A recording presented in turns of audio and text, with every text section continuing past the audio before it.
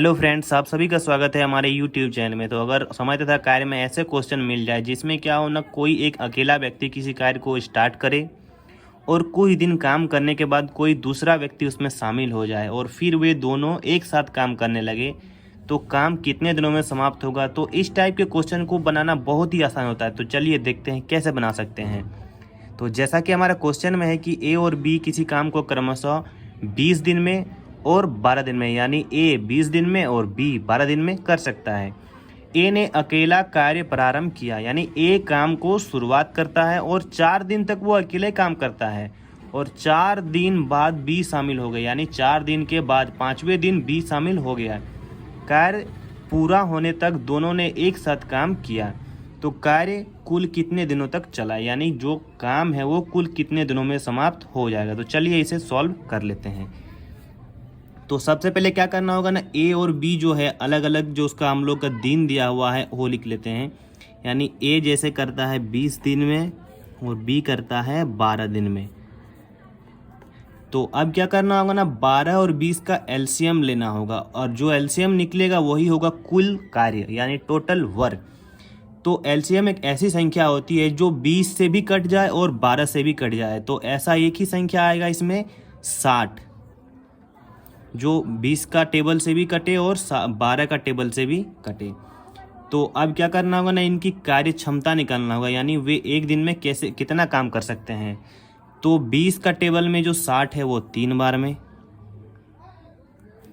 और 12 का टेबल में 5 बार में, यानी 3 और 5 क्या है, ये लोगों की कार्य क्षमता है। यानी ए की कार्य क्षमता कितनी है, 3, यानी ए एक दिन में 3 काम कर सकता है और बी 5 काम कर सकता है। ठीक है, तो अब देखिए यहाँ पे क्या हो रहा है ना, ए ने अकेला कार्य प्रारंभ किया और 4 दिन बाद बी शामिल हुआ, यानी 4 दिन तक ए अकेला काम किया।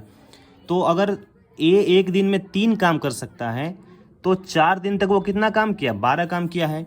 यानी अब वो 12 काम तो हमारा पहले से ही हो चुका है। तो क्या करते हैं, शेष कार्य निकाल लेते हैं। क्यों, क्योंकि ए ने कितने दिन काम किया, 4 दिन। ए ने 4 दिन काम किया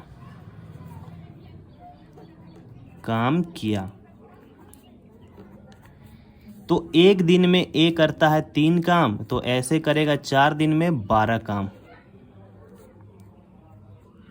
यानी हमारा जो 12 काम है वो तो हो चुका है।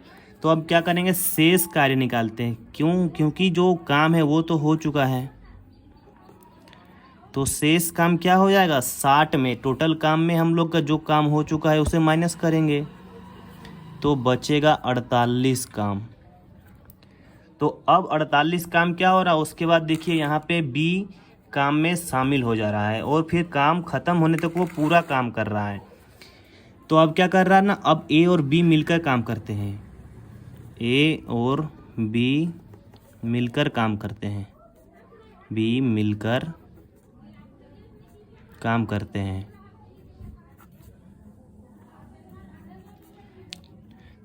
तो अब वो दोनों मिलकर काम करते हैं।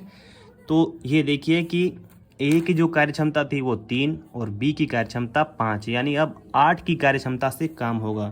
तो जो समय होगा वो कम लगेगा, यानी समय हम लोग देख लेते हैं कितना लग रहा है। तो शेष काम बच गया 48 काम